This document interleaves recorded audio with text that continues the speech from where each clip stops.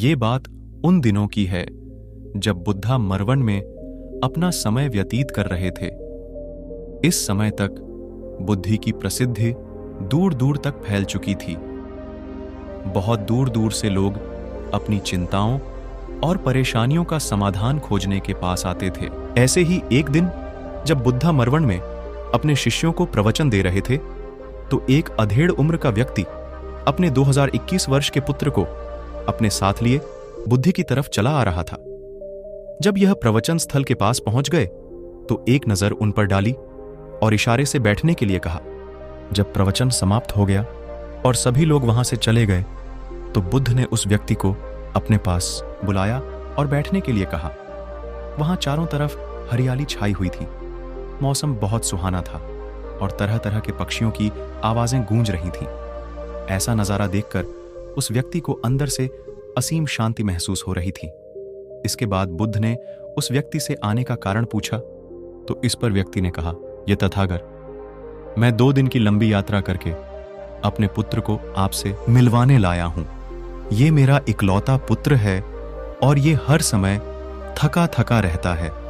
ऐसा लगता है जैसे इसके अंदर कोई जान ही नहीं है, कोई प्राणी नहीं है। इसका स्वभाव भी काफी चिड़चिड़ा हो गया है। अगर हम इससे कुछ भी कहते हैं तो यह हमारी छोटी छोटी बातों पर गुस्सा हो जाता है। इसके देखने की क्षमता भी उम्र से पहले ही कमजोर हो गई है और इसके बाल भी सफेद पड़ने लगे हैं। इतनी कम उम्र में इतनी बड़ी उम्र का लगना मुझे तो कुछ समझ नहीं आ रहा। किसके साथ हो, क्या रहा है तथागत? मैं अपने पुत्र के स्वास्थ्य को लेकर बहुत चिंतित हूं। जब मैं अपने पुत्र को वैद्य जी के पास लेकर गया तो उन्होंने कुछ औषधि दी और कहा, अपने पुत्र को तनाव कम लेने के लिए कहो। वो अपने दिमाग में बहुत अधिक तनाव लेता है, इसलिए उसकी ऐसी हालत हो गई है।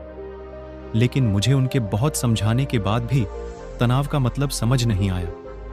मुझे नहीं पता कि तनाव होता क्या है, यह किन कारणों से आता है और उसे कैसे अपने पुत्र के दिमाग से निकालूं।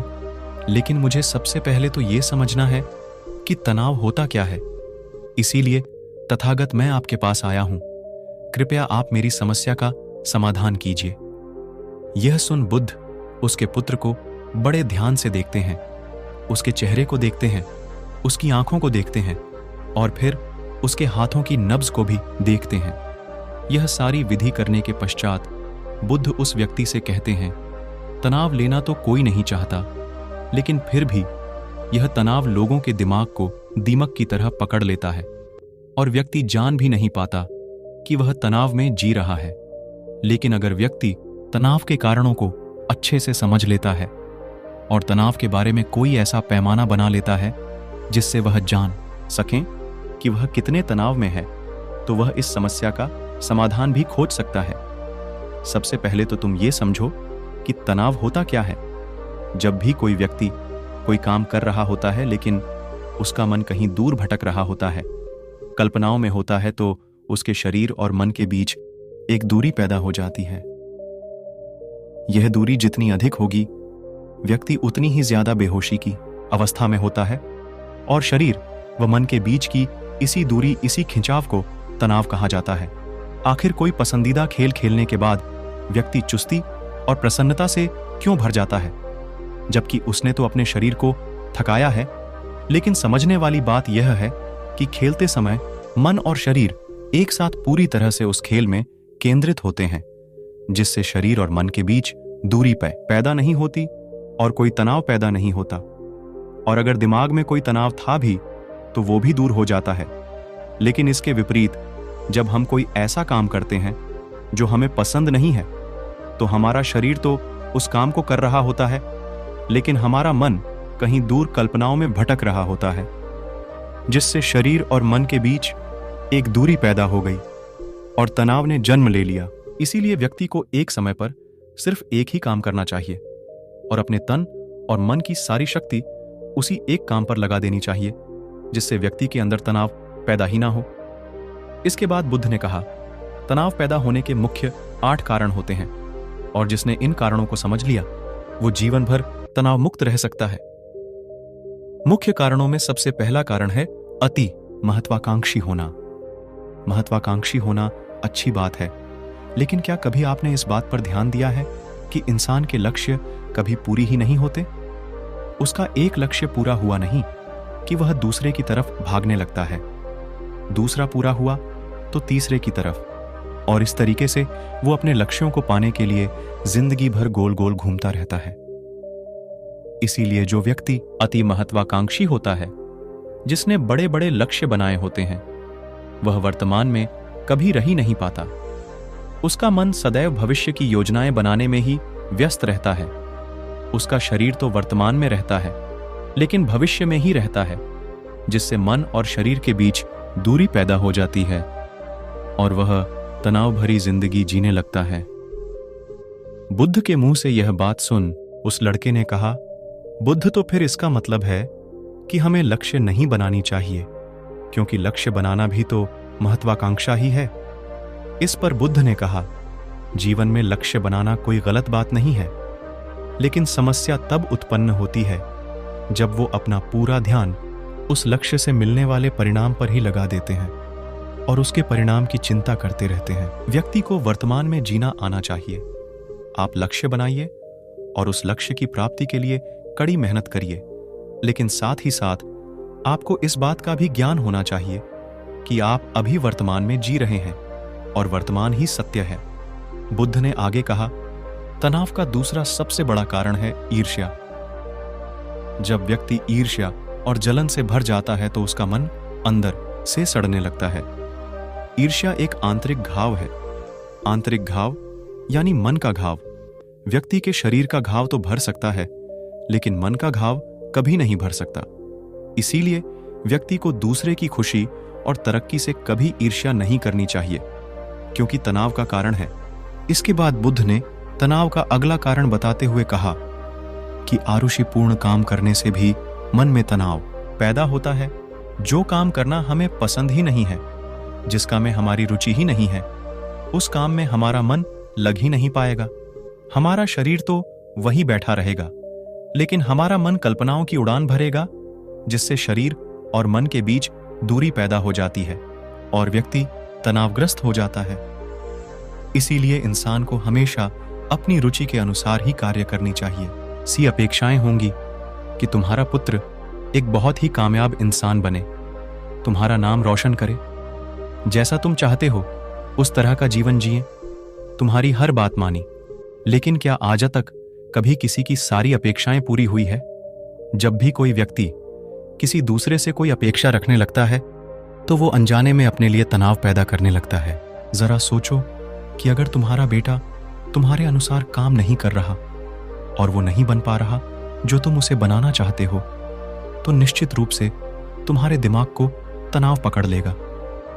तुम तनाव से भरा जीवन जीना शुरू कर दोगे और इस तनाव के बस में आकर तुम ऐसा व्यवहार करोगे, ऐसी बातें करोगे कि तुम्हारा अपने पुत्र के साथ संबंध और भी खराब होता चला जाएगा।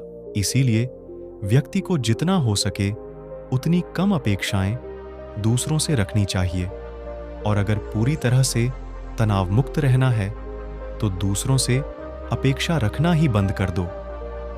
इसके बाद बुद्ध ने कहा कि शारीरिक कष्ट भी इंसान के तनाव का एक कारण होता है। जब व्यक्ति किसी शारीरिक पीड़ा से गुजर रहा होता है तो उसका पूरा ध्यान बस अपने उस शारीरिक दर्द पर होता है और वो पूरे दिन बस उसी के बारे में सोचता रहता है, जिससे उसका मन दुख के विचारों से भर जाता है और ऐसी स्थिति में व्यक्ति तनावग्रस्त रहने लगता है। यह सुन उस व्यक्ति ने कहा कि हे बुद्ध, शारीरिक दुख तो किसी भी व्यक्ति को हो सकता है, तो फिर क्या हुआ? व्यक्ति जीवन भर तनाव में ही जिएगा। इसका जवाब देते हुए बुद्ध ने कहा कि इंसान को यह बात समझनी चाहिए कि हमारा जीवन दुखों का आधार है। जैसे जैसे हमारा जीवन आगे बढ़ता है, इसमें दुख आते हैं, बीमारियां आती हैं और फिर अंत में मृत्यु भी आती है। तो बीमारियां इंसान के जीवन का अभिन्न अंग है, कोई इनसे बच नहीं सकता। बस किसी किसी के जीवन में ये समय से पहले आ जाती है तो किसी के बाद में पढ़ाती सबको है। जब इंसान का मन इस बात को अच्छे से समझ लेगा तो फिर वह अपनी बीमारी के बारे में सोच सोचकर ज्यादा तनाव नहीं लेगा, क्योंकि यह हमारे जीवन का अभिन्न हिस्सा है और इसके लिए व्यक्ति को शारीरिक रूप से भी अभ्यास करते रहना चाहिए। अपने जीवन में व्यायाम और स्वस्थ जीवन शैली को भी जगह देनी चाहिए, ताकि उसका शरीर लंबे समय तक निरोगी रहकर सही से काम कर सके। तनाव का अगला कारण होता है अपनी योजनाओं को समझने के लिए समय न देना।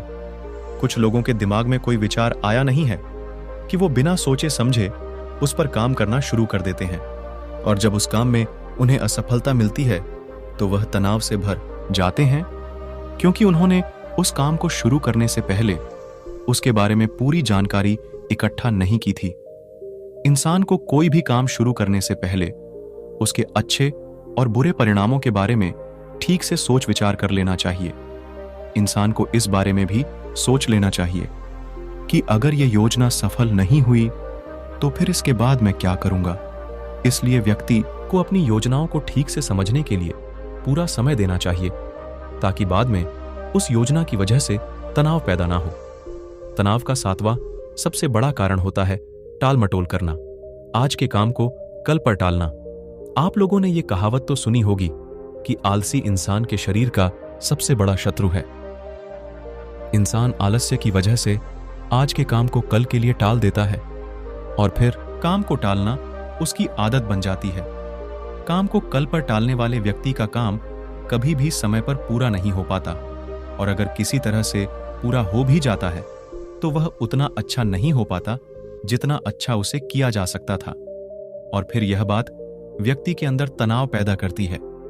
लेकिन काम को टालना या काम को एकदम अंत समय पर करना एक आदत है, इसीलिए व्यक्ति ना चाहते हुए भी बार बार अपनी इस आदत का शिकार बन जाता है और काम को टालता रहता है, और फिर जब काम की समय सीमा पास आ जाती है तो वह तनाव से भरकर काम को पूरा करने का प्रयास करता है। इसीलिए तनाव मुक्त रहने के लिए व्यक्ति को काम को टालने की आदत छोड़नी पड़ेगी, और यह तभी संभव है जब व्यक्ति काम को समय से पहले खत्म करने का निश्चय करें। सबसे आखिरी और सबसे प्रमुख कारण जो तनाव का होता है वो है ज्यादा सोचना। लगातार सोचते रहना भी एक बीमारी है, और यह उस व्यक्ति में सबसे ज्यादा पाई जाती है जो कपोल कल्पनाएं करता है, जो अतीत की घटनाओं और भविष्य की बातों के बारे में सोचता रहता है, जो बेवजह के अनुमान लगाता रहता है। इसीलिए व्यक्ति को ज्यादा सोचने की आदत पर लगाम लगाना चाहिए। इसके लिए जितना हो सके खुद को काम में व्यस्त रखना चाहिए और हर दिन ध्यान का अभ्यास करने को अपने जीवन का हिस्सा बना लेना चाहिए। बुद्ध के मुंह से यह सारी बातें सुनकर उस व्यक्ति ने हाथ जोड़कर कहा, बुद्ध मेरा पुत्र तो अभी मात्र 20 वर्ष का ही है और इसमें अभी इतनी समझ भी नहीं है कि यह आपकी बताई सारी बातों का एक साथ पालन कर सकें। आप कृपया करके तनाव मुक्त रहने का कोई आसान सा तरीका बता दें जिससे मेरा बेटा उसका अनुसरण भी कर सके और तनाव मुक्त भी रह सके। उस व्यक्ति की यह प्रार्थना सुन बुद्धि ने कुछ सोचते हुए जवाब दिया, अगर तुम इतनी सारी बातों का पालन नहीं कर सकते तो इसके लिए एक बहुत ही आसान विधि है। तुम एक बार मैं एक काम को करने पर ध्यान लगाओ भी काम कर रहे हो, उस समय पर सिर्फ उसी काम को करो, सिर्फ उस पर ही अपना पूरा ध्यान लगाओ। और अगर तुम्हारा मन इधर उधर भटक जाता है तो जैसे ही तुम्हें याद आए उसे वापस फिर उसी काम में लगा दो। यह सबसे आसान और अच्छा तरीका है तनाव मुक्त रहने का। जब तुम भोजन करो तो उस समय सिर्फ भोजन ही करो, उसके पूरे स्वाद का आनंद लो, उसी अनुभव करो। जब चलो तो अपना पूरा ध्यान सिर्फ चलने लगा दो। इससे तुम्हारा मन और तुम्हारा शरीर दोनों एक जगह पर केंद्रित रहेंगे। दोनों के बीच दूरी पैदा नहीं होगी जो कि तनाव का मुख्य कारण होती है।